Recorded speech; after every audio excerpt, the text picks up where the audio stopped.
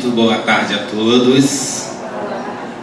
Que Jesus, nosso Mestre de luz e de amor, possa envolver a cada um, a todos nós que aqui estamos nos colocando em prol de nos movimentarmos sempre para melhor na nossa caminhada, em prol de buscarmos o entendimento do seu Evangelho, a fim de que possamos assim contribuir conosco mesmos na nossa evolução, na nossa caminhada, que esse é um grande propósito de todos nós, nos unirmos à espiritualidade, à falange dos bons espíritos, dos amigos espirituais, para o trabalho, para realizações de tarefas que sempre nos elevem às nossas mentes, à nossa consciência, em plenitude com o Pai. E na verdade esse é o grande propósito aqui do nosso estudo, que este material aqui que nós dispomos está todo ele, em grande maioria, no Evangelho segundo o Espiritismo e em alguns livros da literatura do nosso querido Emmanuel, através do Chico, ao qual vamos fazer referência quando assim nos colocarmos nesses textos. Mas o grande movimento da humanidade que se dá hoje, na nossa atualidade, quer queiramos compreender com profundidade ou não o nosso olhar ainda, através dos nossos pequeninos pontos de vista, que limitam muito ainda um olhar pleno do nosso orbe, mas a espiritualidade vem sempre nos alertar, nos avisar que o nosso orbe, ele evoluiu muito em humanidade. Pode até nos parecer contrário ao movimento do mal tão intenso ao qual nós vemos realizando através das mídias faladas, escritas, que o movimento no planeta parece ter andado para trás, mas isso não é verdade. Isso é um ponto de vista limitadíssimo e muito infeliz, porque nós só olhamos aquilo que nos agrada, e aquilo que de repente momentaneamente nos agrada não está tão correto como deveria estar, como achamos que deveríamos estar para cada um de nós. E assim nós analisamos o mundo todo e infelizmente tiramos conclusões muito erradas, mas a espiritualidade não. E nesse estudo nós vamos perceber isso, porque aqui haverá um olhar espiritual para o nosso orbe e para todos nós também, porque na verdade isso é um grande incentivo para todos nós, para nunca desanimarmos, nunca deixarmos de avançar, deixar que o tédio, a ociosidade nos impeçam de caminhar. Essa é uma das grandes mensagens aqui de Emmanuel para todos nós. Mas nós vamos começar justamente com uma mensagem de Jesus, porque o grande propósito de nós estarmos agora nos movimentando no planeta é referente a essa mensagem que ele nos deu e exemplificou, para que nós, como espíritos imortais, pudéssemos assim vivenciar na nossa jornada. E ele nos fala assim, então, o Mestre, em Mateus, no capítulo 11, versículos 28 a 30, que é muito profundo. Vinde a mim, todos vós que estáis aflitos e sobrecarregados, que eu vos aliviarei. Tomai sobre vós o meu jugo e aprendei comigo, que sou brando e humilde de coração, e achareis repouso para as vossas almas, pois é suave meu jugo e leve o meu fardo. Então, no primeiro momento dessa mensagem de Jesus para todos nós, ele nos chama. Ele não dá uma ordem ou nos obriga ou uma obrigação de estarmos com ele, não, de maneira nenhuma. Ele apenas nos convida, é um chamamento para todos nós.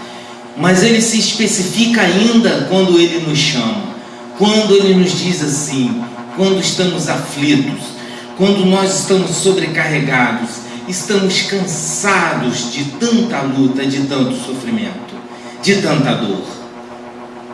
Aí sim ele nos faz esse grande convite e ele nos fala algo que é chave para todos nós.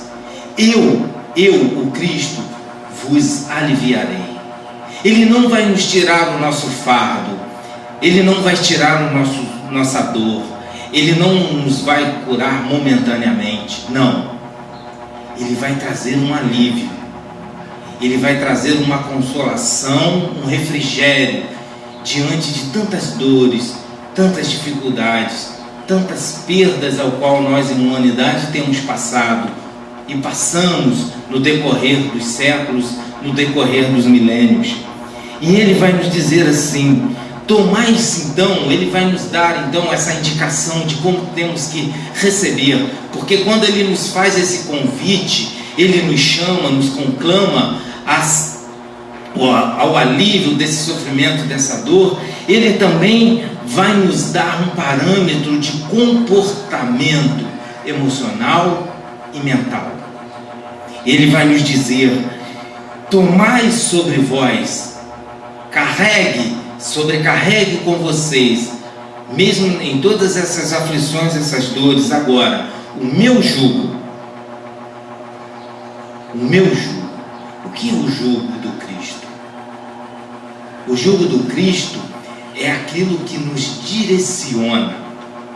O jugo é aquilo que nos coloca num propósito, num caminho.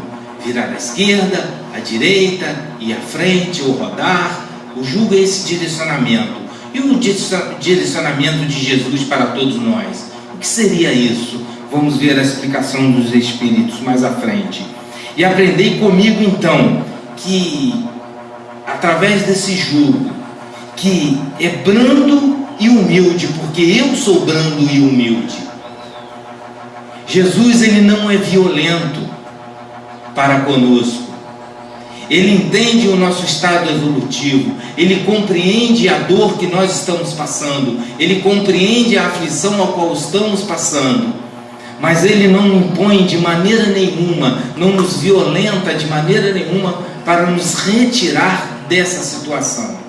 Esse vai ter que ser um movimento próprio, nosso. Por isso Ele nos traz o alívio, porque a cura sim está em nós, é um movimento nosso, mas Ele traz o alívio através dessa brandura e também da humildade.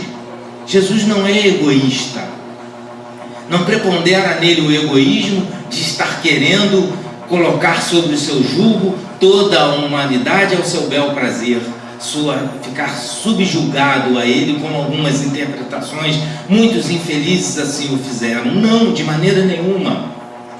Esse jugo de Jesus é um direcionamento para todos nós, com muita brandura, com muito amor, carinho por todos nós, no estado evolutivo que nos encontramos. Precisamos compreender isso de todo o meu coração, colocando então todo o seu sentimento amoroso por nós.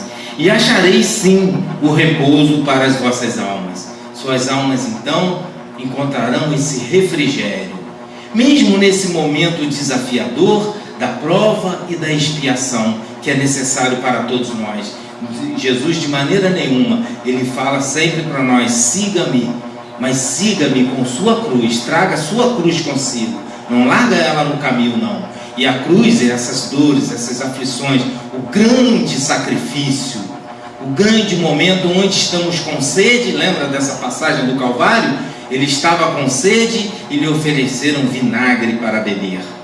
É isso, é a nossa cruz. Estamos sedentos, mas a humanidade nos oferta o vinagre, porque a água pura só virá do Cristo, a água que verdadeiramente sacia a sede da humanidade. Pois é suave o meu jugo e leve o meu fardo. Por isso traz esse alívio da leveza, o fardo fica mais leve. E no texto que nós vamos estudar, nós vamos compreender isso na mensagem de Jesus para todos nós, porque isso é muito importante, porque é uma maneira de confrontarmos aquilo que nos desafia, aquilo que dói, a saudade que dilacera o meu coração. Mas com Cristo haverá a saudade, mas não uma dilaceração do coração, não. Mas a saudade daqueles ao qual nós convivemos, ao qual nós muito amamos e sentimos a falta, a presença, a justiça de Deus restabelecerá tudo, porque só a justiça de Deus assim o faz. Certa vez, um juiz, num caso de crime, de violência, infelizmente muito comum, urbano, faz a condenação do criminoso, ele dá-lhe uma pena de N anos de prisão. E a mãe, quando chega diante desse juiz, lhe fala: foi feita a justiça, mas essa justiça, ela não alegrou meu coração. Aí o juiz então virou para essa mulher e disse assim: nenhum juiz do mundo te fará a justiça que você quer. Qual a justiça que uma mãe quer? De um filho assassinado, da perda de um filho, a volta do seu filho. Um juiz na terra, por mais graduação que ele tenha acadêmica, jamais ele poderá fazer essa justiça, devolver a mãe do seu filho perdido. Mas o juiz de todos nós, o grande juiz do universo, o grande Pai, esse sim o faz. Esse devolve o filho para a mãe. Há esse reencontro, claro, na pátria espiritual. Todos nós vamos nos reencontrar sem a revolta, sem o sentimento da revolta, porque isso nos afasta na espiritualidade daqueles que nós procuramos e amamos, mas com toda a compreensão nesse jugo do Mestre, de compreensão da dor, da aflição e da perda, sem a revolta. Esse juiz amoroso de todos nós realiza esse encontro, ou seja, só Deus faz a verdadeira justiça. Concedido então o auxílio do Senhor para nos conduzir a um caminho, ao caminho verdadeiro da liberdade e da felicidade. Esse é o jugo de Jesus. Ele nos conduz a esse caminho de felicidade e de liberdade. Da liberdade da dor, da aflição, da angústia. Quando nós confiamos em Deus, quando nós confiamos em suas leis, que essas leis é o jugo que Jesus nos oferta. É aceitarmos as leis de Deus, por mais desconjuntados que estejamos, como nos diz Paulo, com os joelhos quebrantados, mas ali, rogando sempre o amparo do Pai, é que nós vamos alcançar essa liberdade de nós mesmos, dessas dores, dessas aflições, e encontrarmos a verdadeira felicidade, aonde não vai se romper mais dois corações ou mais que se amem, que querem conviver e avançar juntos. Alcança a plenitude do Espírito. É essa a oferta de Jesus, quando nos dá essa indicação de receber o jugo dele, receber essas leis que nos direcionam. Não se refere a uma imposição ou subjugação, como erroneamente foi interpretada no passado. Nos afirma aqui os Espíritos, como foi dito: vinde a mim todos vós que estáis fatigados, e eu vos aliviarei. Entretanto, Jesus estabelece uma condição. É isso que nós temos que entender. Por isso ele não nos tira toda a aflição e toda a dor, traz um alívio, porque é necessário um movimento nosso. E qual é esse movimento então que Jesus nos condiciona, que nos promete então essa felicidade, vencendo todas as dores e aflições? É a condição que está na lei por ele ensinada, é a observância dessa lei, que é como dever o amor e a caridade. Aí está o jugo de Jesus para todos nós: o amor e a caridade, o amor do Cristo, o amor incondicional que não tem apego, o amor que oferta, que se dá e não pede nada em troca. É o amor de servir aquele a quem amamos, aqueles a quem amamos. As mães fazem isso. O exemplo melhor do ensino de Jesus são as mães, que doam-se de todo o seu coração, com toda a sua força, e não param de maneira nenhuma para pensar. Se entregam a esse jugo, que é um dever das mães, dos pais, o amor ao seu filho. é esse amor vivenciado aqui no plano físico. Então, esse amor vai então nos sugerir outro movimento, que aí é a ação no bem, é o amor em movimento, é a caridade. Esse é o jugo do Cristo para todos nós. Com esses dois, nós vamos encerrar as aflições e as dores. Se nós buscarmos a fé raciocinada que Kardec nos traz, através do Espiritismo, nos trazendo as luzes do Evangelho redivivos, nós vamos compreender isso a partir do momento que nós amarmos verdadeiramente e se utilizarmos da caridade com o próximo, um movimento nosso, acabou-se as aflições, a alma se libertou, vai para Deus nesse sentido de avançar em plenitude, se ligando como espírito puro, como espírito feliz, na seara de luz, aonde Jesus, o Pai, nosso Deus, também nos convida a todos nós, a todo momento somos convidados. Mas precisamos vencer. E para nos vencermos, precisamos avançar através dos aguilhões, das dores, das aflições, daquilo que nos fadiga e que nos cansa. Precisamos desse amparo do Mestre Jesus. Vinde a mim, diz ele, para que nós possamos aliviar, tornar esse fardo mais leve e no futuro, consciente desse avanço, vencermos tudo isso. Porque se nós assim passamos, temos que compreender que são caminhos que ainda nós estamos buscando, são caminhos tortuosos, são caminhos à margens da lei que nós escolhemos, que nos alimentam, que nos felicitam, que nos dão prazer, mas que nos levam nessas condições tão tristes de aflições e de dores. Todos os sofrimentos, misérias, decepções, dores físicas, perdas de seres amados, vão encontrar a consolação aonde? Na fé no futuro. Por que não agora? Nesse momento, Senhor, aceitei todos os seus ensinamentos. Por que não agora? Porque isso não é verdade para nós. Quando nós falamos, Jesus fala: ó Senhor, eles me adoram só pela boca, mas os seus corações e os seus sentimentos, não. Então, por isso que a cura não é instantânea. Precisamos caminhar, precisamos desenvolver esse caminho nessas pedras da vida, diante do que nos foi apresentado aqui como as nossas dores, para encontrarmos sim a consolação no futuro. É a fé no futuro. Kardec nos prepara a todo momento para isso, para a fé no futuro. Eu quero um mundo melhor para os meus filhos, para os meus netos e para mim mesmo, porque eu vou retornar, se assim deve ser.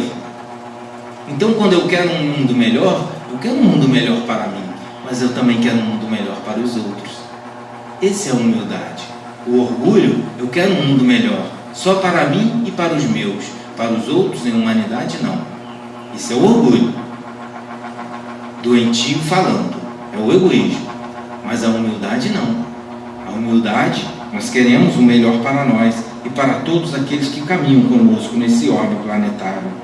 Então, sobre aquele que ao contrário nada espera após a vida, ou que simplesmente duvida, as aflições caem com todo o seu peso e nenhuma esperança lhe mitiga o amargor. O materialista, que não quer crer nessas revelações de Jesus, por isso ele faz o convite: vinde a mim. Aqueles que se consideram sofridos, estão doloridos, mas aqueles que não creem, que duvidam, vão vivenciar as suas dores com a própria vida do planeta de provas e expiações. As aflições e as dores sem consolações, porque assim fazem as suas escolhas. Não é uma punição de Deus, muito menos de Jesus, não, pelo contrário. Ele faz um convite e só aceita aquele quem quer através do livre-arbítrio. Deus, se Ele respeita o nosso livre-arbítrio, imagina os outros espíritos, os espíritos puros, com certeza também vão respeitar. É do livre-arbítrio de cada um. E aquele que não crê Ele vai sofrer sim, mas sem esse jugo de Jesus, sem o alívio. E é o que nós temos visto muito nessa humanidade. Tem dilacerado nossos corações ver cenas tão dantescas, tão tristes, mas são reais, são escolhas. Pasmem, meus irmãos, são escolhas.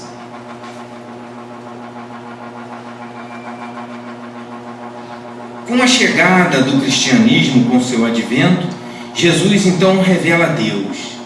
Ele revela um Criador supremo. Agora ele revela um Pai, não mais o Deus dos exércitos, como até Moisés nos foi apresentado Deus. Não. Jesus derroga esse Deus dos exércitos.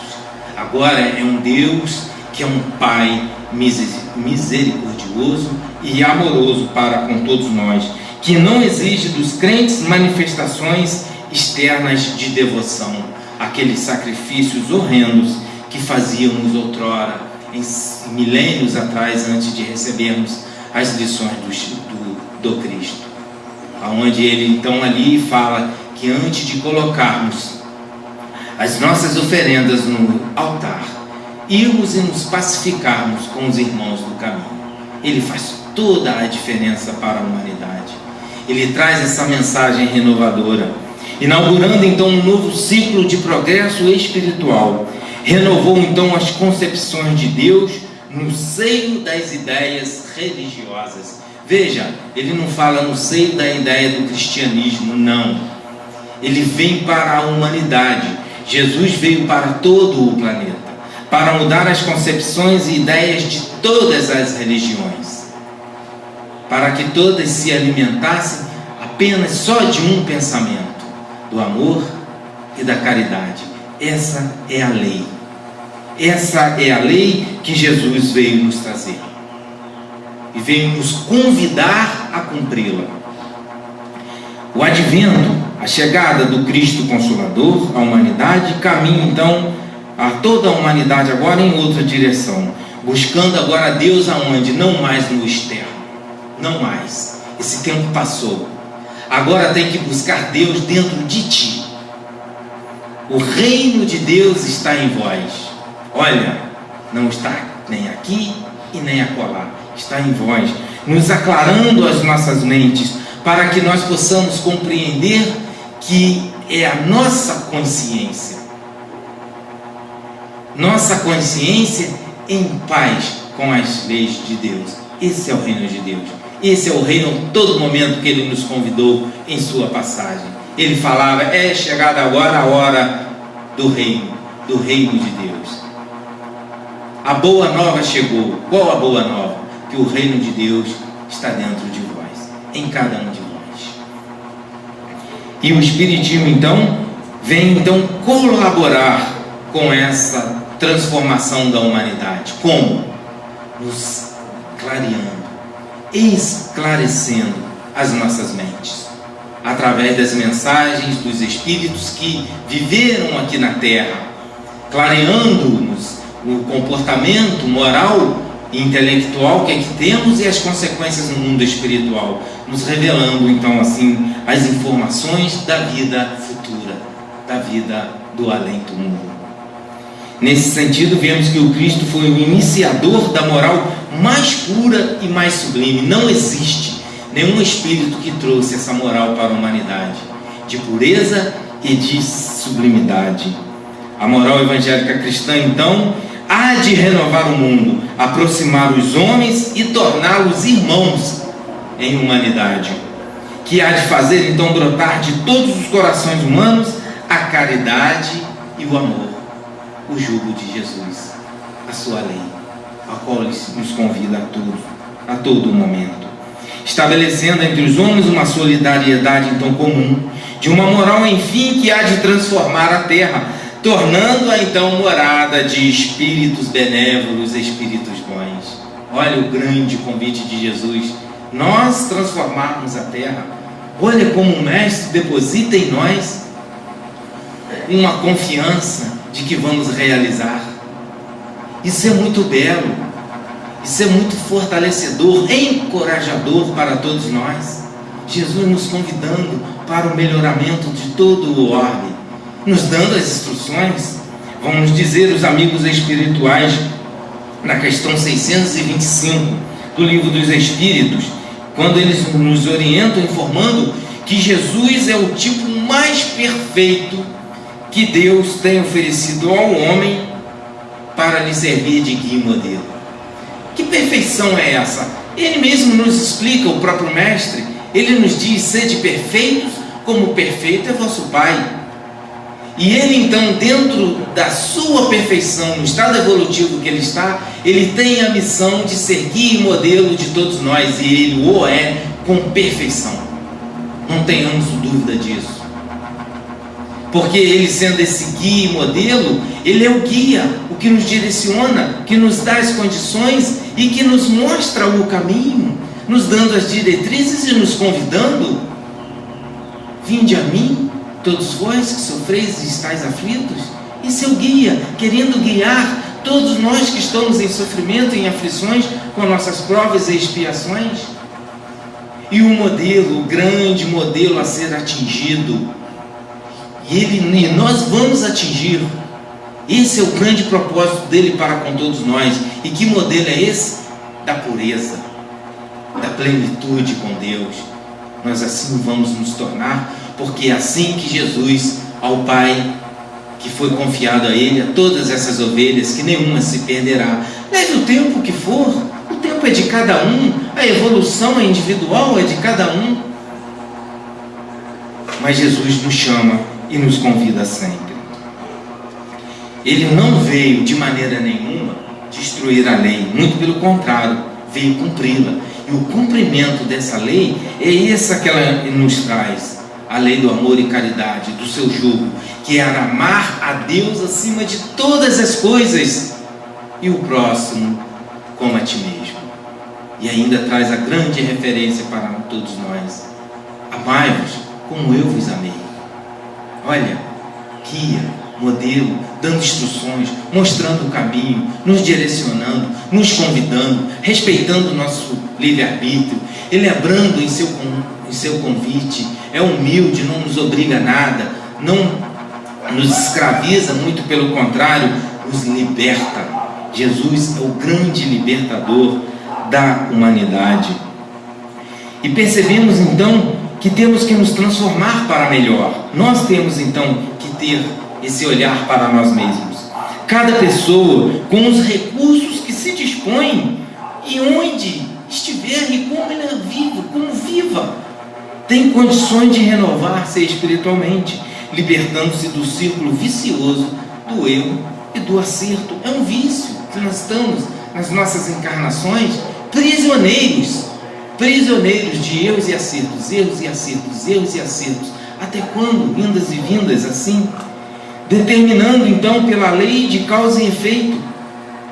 Se nós erramos, temos o efeito. A causa está onde? No nosso erro. Essa dor, essa aflição, essa angústia, esse desespero, isso é um efeito de uma causa que está no erro.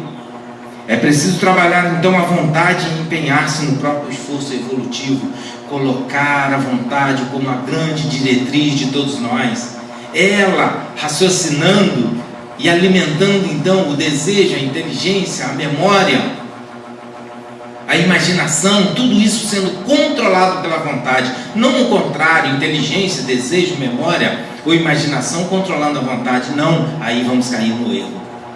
A vontade ela tem que estar ligada a essa lei que Jesus está trazendo, que nós estamos entendendo agora, compreendemos. Falou a palavra julgo, ficamos perdidos, não mais.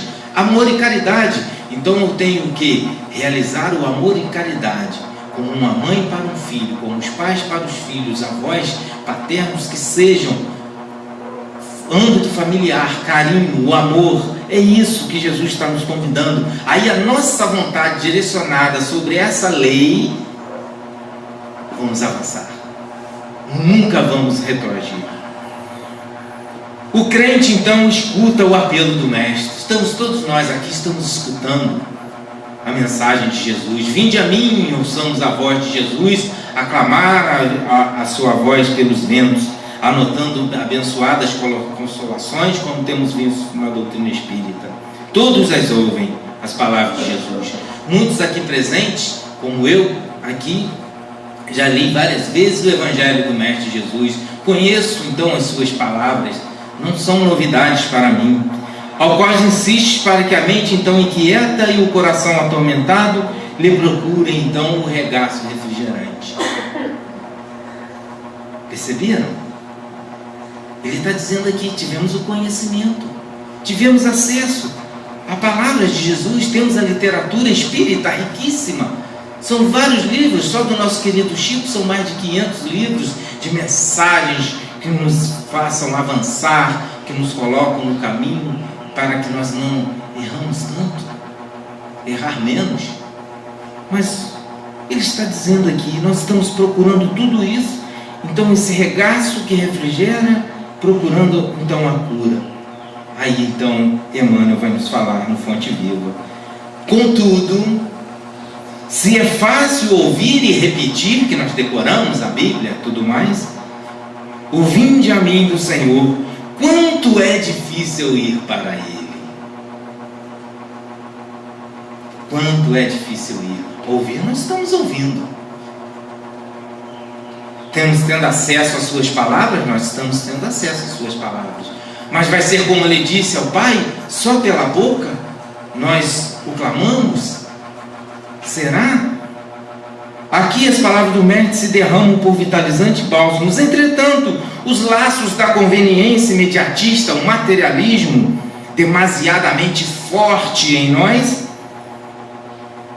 nos assinala então a nossa dureza, a nossa paralisação diante do convite do divino, entre as promessas de renovação para a jornada redentora. Todavia, o que nos coloca no caminho? Como nós estamos avançando? Oh vida, oh azar, o desânimo, o cansaço, nos isola o espírito, nos prende nessas grades das reencarnações. Viram grades. Nós não somos, nosso destino não é sermos reencarnantes pela imortalidade. Nunca foi esse propósito, muito pelo contrário. Jesus, quando nos convida, que ele diz: eu sou o caminho, a verdade e a vida, aquele que me segue vai viver a vida eterna. O que seria isso, meu Deus? É nós pararmos de reencarnar. Acabou a reencarnação. Acabou. Não é para estarmos presos nessa roda kármica, como diz os nossos irmãos hindus. Não, de maneira nenhuma. É para avançarmos.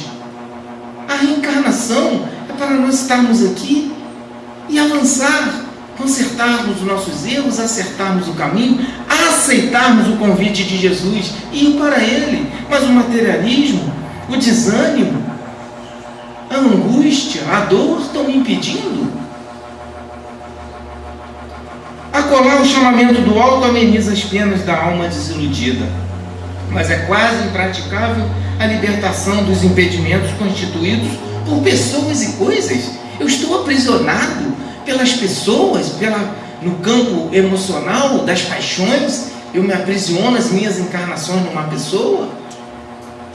Como nós tiramos a vida das pessoas, como nós falamos que amamos, mas é um amor passional, é um amor doente. Não é o amor que o Cristo nos ensinou, porque o amor que Cristo nos ensinou, ele falou assim: amai-vos como eu vos amei. Jesus não nos amou passionalmente, nunca, de maneira nenhuma. O amor dele foi incondicional, então ele nos dá esse exemplo. Então esse amor passional nos aprisiona, nos coloca não só nas grades no campo físico, como também em espirituais. Ficamos presos nessas reencarnações, nessas jornadas onde deveríamos avançar, não nos libertamos. Então situações e interesses individuais aparentemente para nós inadiáveis. Não, eu tenho que realizar isso ou realizar aquilo em prol dessa construção que eu tenho que realizar, porque me darei muito bem, vou crescer, vou ficar muito rico, eu tenho que realizar isso, e largo o espiritual, fico só com o material. É isso que ele está nos falando aqui. Então Jesus nos faz o convite, mas nós renegamos, ouvimos o seu chamado, Vamos lá na Bíblia, vamos ler a Bíblia, vamos ler toda a literatura que Kardec nos trouxe, o Pentateuco kardeciano, que é as instruções dos Espíritos, vamos ler e reler, maravilhas. Mas e aí? Fomos a Ele? Fomos a Jesus através de todo esse conhecimento, através da religião? Temos religiosidade com o nosso movimento cristão? Essa pergunta que eles estão nos fazendo aqui, que Emmanuel está nos fazendo aqui, que isso aqui é do Fonte Viva. Então, através de numerosas reencarnações, temos sido cristãos. Ah, que beleza, temos sido cristãos, mas sem o Cristo. Nós somos cristãos? Somos, sem o Cristo. Porque se somos cristãos com o Cristo, nós estamos finalizando nossos processos de reencarnações expiatórias. A expiação é a primeira que vai acabar. Que o de regeneração, quando nós atingirmos a regeneração, não tem mais expiação. Teremos provas, mas não mais expiação. Prova e expiação é agora. O regeneração, ele vai ter provas. Provas duras, provas difíceis, mas são provas. Expiação não. Esse é o avanço paulatino que nós temos na nossa evolução, nossa e do nosso planeta. Agora que a doutrina espírita então nos revela como Consolador prometido, esclareando as nossas mentes, direcionando a nossa alma, ensinando-nos a responsabilidade de viver, é imperioso então saibamos dignificá-lo na própria consciência, que é o reino de Deus. A consciência. Quando nós desencarnarmos, meus irmãos, nós não vamos nos encontrar na espiritualidade com os nossos títulos, com aquilo de conhecimento que eu adquiri. Não, vai ser com minha consciência, com o reino que eu construí. É o reino de Deus? Ótimo, já desencarno na espiritualidade, encontrando todas as benéficas que a espiritualidade aqui nos promete. Eles não nos enganam jamais. Agora chegamos lá e não encontramos, temos que parar e pensar: opa, onde foi que eu errei novamente? Novamente, onde foi que eu errei? Estou hospitalizado, desencarnei e fui para um hospital no plano espiritual? O alerta: onde eu errei? Meu Deus, mais uma vez errei, Senhor, tenha misericórdia de mim. Mas erramos, porque os Espíritos falam que não é assim, que se nós buscarmos esses ensinamentos já vai desencarnar já em plenitude, em luz, brilhando. Não é assim que está lá na literatura que o nosso irmão Chico vai nos trazer, do livro Voltei? Ele fica buscando a luz, presidente da Federação Espírita buscando a luz lá na espiritualidade, não tem luz? Como assim? Então, meus irmãos, temos que nos matricular com tudo isso que nós recebemos. Temos que nos matricular, diz Emmanuel no Livro da Esperança, o nosso raciocínio na escola da caridade, que será sempre a mestra sublime do coração. Então é isso. Tenho lido a Bíblia, tenho estudado Kardec, tenho vindo nas doutrinárias, tenho trabalhado nas mediúnicas, venho nos estudos. Como está o meu raciocínio na caridade? Como está a minha sublimação do coração, que é o sentimento se refletindo no próximo? Como está a minha religiosidade? Com tudo isso que eu tenho, que eu recebo do Cristo, Ele está me convidando: vinde a mim, pratique a minha lei de amor e caridade, que eu vos aliviarei, não tenha dúvida disso. Mas eu preciso aceitar as condições do jugo. É leve? É suave? Sim, mas tem o jugo. Senão ele falaria assim: não, olha, se você me seguir não tem jugo não. Eu tiro o jugo e eu já direciono e caminho vocês. Não é assim que funciona. Não é assim. O mundo espiritual não é ilusão. Não é ilusório. Porque ilusão a gente se decepciona. E o mundo espiritual, nas luzes do Mestre Jesus, jamais decepciona a alma. Se a alma está desiludida, ela se desiludiu com o seu olhar, com o seu ponto de vista, com o seu entendimento, Como absorveu os ensinos de Jesus? Aí é um problema da alma, de como ela recebeu e vivenciou os ensinos de Jesus. Não está nos ensinos de Jesus, não está nas palavras de Jesus. Está como nós a interpretamos e vivenciamos. É isso que ele está dizendo. Então como interpretar e vivenciar? Amor e caridade para com o próximo. Amor a Deus acima de tudo, acima da matéria, do materialismo que aprisiona. Esse não é o foco do homem.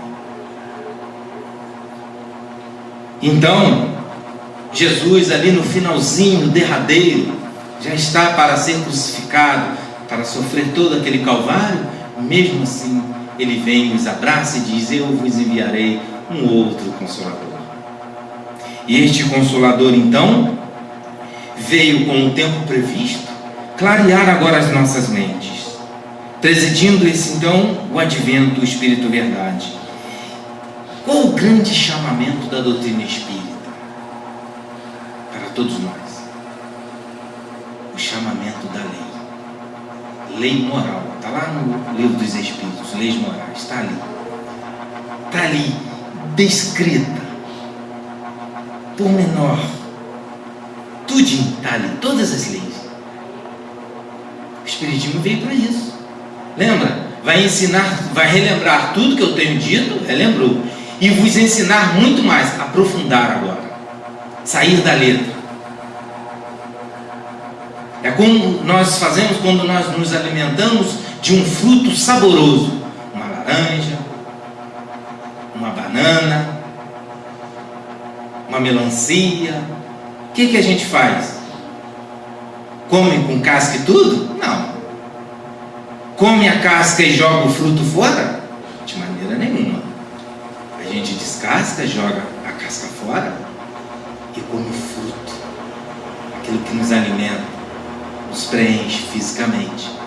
E reportando aqui a doutrina espírita, então a gente tira a letra que mata, as interpretações que matam, que é a casca. Isso a gente joga fora, isso é letra.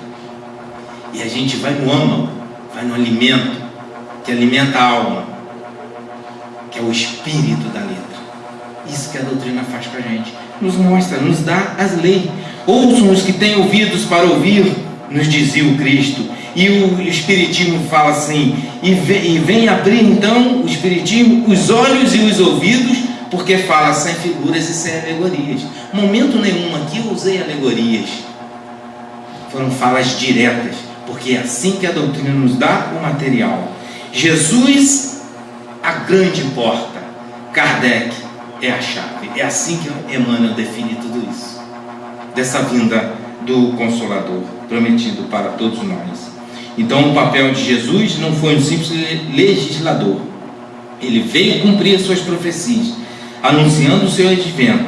Veio ensinar os homens que a verdadeira vida não é a que transcorre na terra, e sim a do reino dos céus. Essa é a verdadeira vida. É a vida da consciência. O que é a consciência se nada mais que o Espírito? Jesus nos ensinou o caminho que conduz a esse reino, de vivenciarmos como espíritos. Se nós vivenciarmos como espíritos, somos eternos. Não vamos mais ter morte. Morte, vida, morte, vida, morte, vida. Findou-se. Espírito não morre, jamais. A morte é nossa. Aqui encarnados é necessário morrer para renascer. E assim progredir, e assim avançar, e recomeçar, e reeducarmos, então, novamente. Agora, para finalizar, eu gostaria de fazer um convite a todos os espíritas aqui presentes. Se aqueles que aqui não o são principiantes, ou apenas gostam da doutrina espírita, também refaço o grande convite. Mas aqueles que são espíritas, que já estudaram, que já tiveram acesso à literatura espírita, que buscam essas informações pela dor ou pelo amor que tenham vindo da doutrina. Nós sempre, todos nós, trabalhamos com os cinco princípios da doutrina espírita. E aqui Emmanuel vai nos dar uma mensagem com o Cristo de como vivenciarmos verdadeiramente esses princípios da doutrina espírita. Isso está no livro Escrínio de Luz, é de Emmanuel. Esse escrínio, essa palavra, ela significa um armário, um cofre, de luz, onde nós guardamos aquilo que nós recebemos como luz renovadora que vai fazer com que nós avançamos. Então ele nos fala assim: nas consolações e tarefas do Cristo é necessário que o coração vibre, acordado em sintonia com o cérebro. Coração e cérebro, razão e sentimento, juntos, não separados. Eu não uso só a razão, serei racional aqui, frio, porque a situação precisa disso. Não, sempre coração e razão, e não só emoção. Aqui falará mais alto a minha emoção. Vamos dar concurso. É isso que ele está nos dizendo. Vamos errar novamente. Ele está nos dizendo, unando, é necessário que coração acordado e em sintonia com o cérebro, com razão, para que não venhamos perder então as valiosas oportunidades do nosso tempo tão sagrado para todos nós. E ele então nos fala: provará então, dos princípios da doutrina espírita, a sobrevivência da alma, a imortalidade da alma além da morte, através de testemunhos insufismáveis de experimentações. Com certeza vai ser provado. A ciência já está aí aos pés de provar a existência da alma, a imortalidade da alma, e nós da doutrina espírita, isso para nós já é cavalo andado já há muito tempo, não é verdade? Entretanto, que valor apresentará semelhante esforço se não auxiliais o aperfeiçoamento moral do espírito em peregrinação na carne? Olha o chamamento de Emmanuel. Que vale então da sobrevivência? Eu sei da imortalidade, que eu continuo. Isso eu sei. Você acredita nisso? Não tenho certeza. Tá. E como você está se comportando diante dessa informação no mundo material? Como você está se relacionando moralmente? Está se aperfeiçoando moralmente? Com o próximo, que é com convívio com o próximo. Não é enfurnado em templos religiosos, não. É no convívio, no mundo, na vida. Movimentarás equações filosóficas belíssimas, anunciando à mente do povo os princípios da reencarnação. Eu estive agora recentemente, recebi, que eu sou assinante do History, um canal de informações, belíssimo material sobre as informações da reencarnação, a ciência abraçando a reencarnação. Pasmem, meus irmãos, a ciência. E tive a oportunidade de assistir ao meu lado com a Maria Amélia, e troquei essas informações com a Ana, que foram muito ricas, essas informações belíssimas. Só que tinha um porém: eles aceitaram a reencarnação, de certo modo, já está nessa aceitação, nessa abertura, pelos fatos e pelos estudos de certo.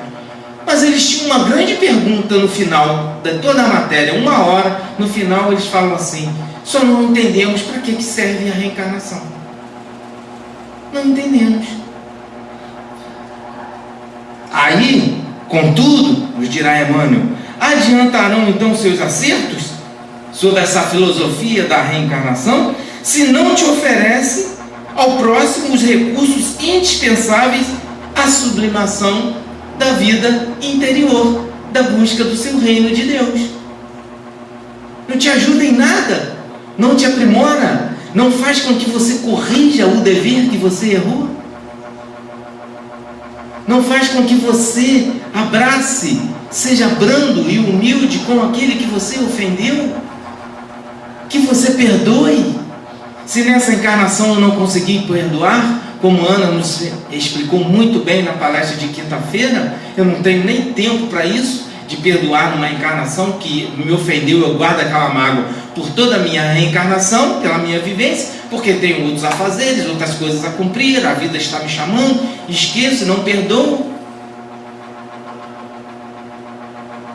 Mas há o tempo de Deus, numa próxima encarnação, então Deus nos oferta que seu irmão nasceu com você, seu maior adversário nos dias de Jesus está dentro do seu ambiente familiar, então é com ele que você tem que aproveitar a encarnação e se pacificar. Eu não aproveito a reencarnação para isso, então para que serve? Para que serve a nossa ciência abraçar a reencarnação? Como diz Kardec, essa ciência materialista, essa não me interessa. Que aceite o espiritismo? Não, essa ciência não. Mas a ciência que vai fazer o homem também avançar para Deus, aí essa ciência vai se unir ao espiritismo. Veja a diferença. Aproveitarás a mediunidade, distribuindo ideias novas e novas convicções entre os homens sedentos de esperança, por intermédio da argumentação que não se consegue contrariar, que é a imortalidade. Quem contraria aqui a imortalidade? Por mais que você rejeite e diz que não existe vida, a comunicabilidade com o espírito, você pode ser tudo e dizer que não. Você vê um fantasma, você sai correndo. O que aconteceu com você? Você viu um fantasma? Aí eu vi. Então não tem como contrariar essa afirmativa da comunicabilidade com os espíritos. No entanto, de que servirá esse interesse então fortuito de se comunicar com os espíritos nas revelações tão graciosas como a Chico nos trouxe, se não desperta a noção de responsabilidade naqueles que te observam e ouvem? Ou seja, aquela nuvem de testemunhas que Paulo nos apresenta, que diz: olha, nós temos uma nuvem de testemunha que nos acompanha, nossos atos, nossas ações, é um grande, como diz a Luzilene, um grande Big Brother. Nós estamos nesse grande Big Brother, sendo vistos, analisados, acompanhados, criando sintonias através do pensamento. Aí ele diz: como estão as suas responsabilidades diante desses espíritos que estão te vendo? Um familiar nosso, meus familiares que agora recentemente na Covid me deixaram, e eles tinham um carinho por mim, pela doutrina, aí agora vem e me acompanha e fala assim: ah, mas Varley, olha que decepção, na doutrina está lá e aqui fora, aqui no mundo, olha o que ele faz. Cadê minha responsabilidade diante da certeza da mediunidade, da comunicação com os espíritos? Sem Jesus não tem como. Mediunidade sem Jesus. Vou dar um exemplo para vocês de uma mediunidade com Jesus proveitosa, com noção de responsabilidade.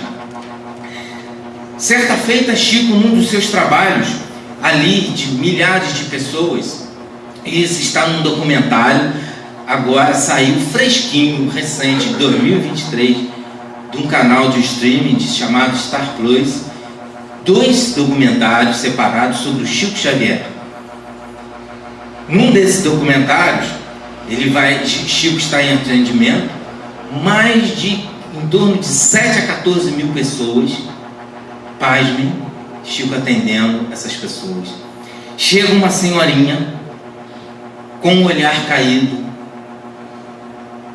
fisicamente desestruturada, com toda, como diz aqui Jesus, com toda a sua aflição, com toda a sua carga, buscando alívio. Olha isso. Aí ela chega diante de um dos tarefeiros do Chico, que atendem antes, que eles vão direcionando, que você não chega assim: ah, Chico ia chegando no Chico, não era assim, 7 mil a 14 mil pessoas, imagine, havia um direcionamento. Então esse amigo, instrutor, ele que conta o fato, ele chega a essa senhora e ele se assusta com aquela senhora, com a fisionomia, ele vê muita dor, muito sofrimento. Aí ele chega e ele fala: oh, minha irmã, como podemos te ajudar? Aí ela fala assim: eu perdi meu filho.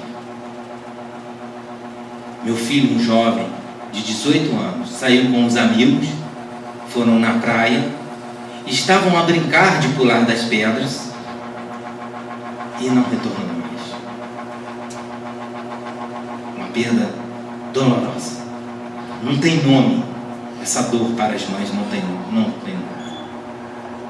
É uma dor sem nome.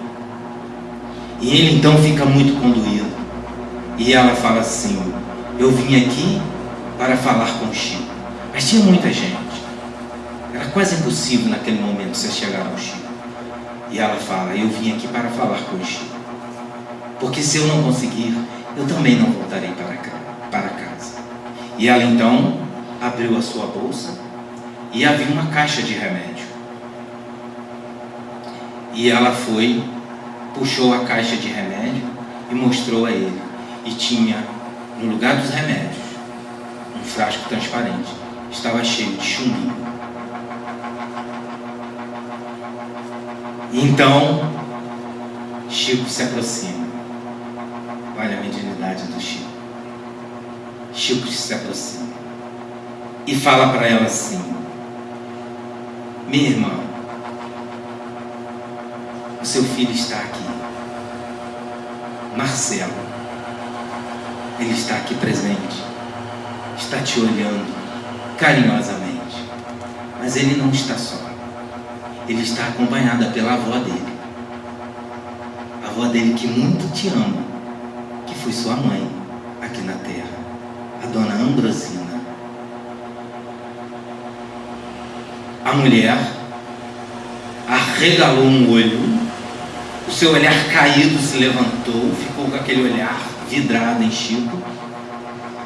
E Chico então lhe entrega uma carta.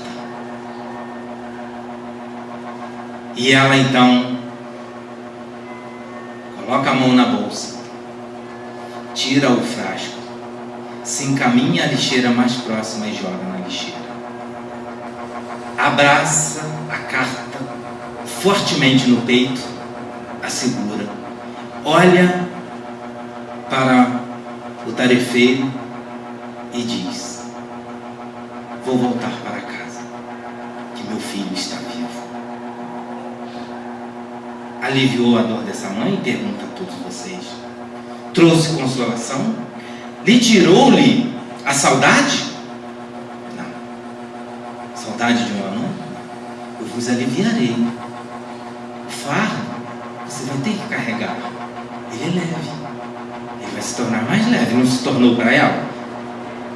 Ela soube que o filho dela estava vivo, a mãe dela estava viva. Olha a mensagem de Jesus para todos nós, meus irmãos. E Emmanuel, então, ele finaliza.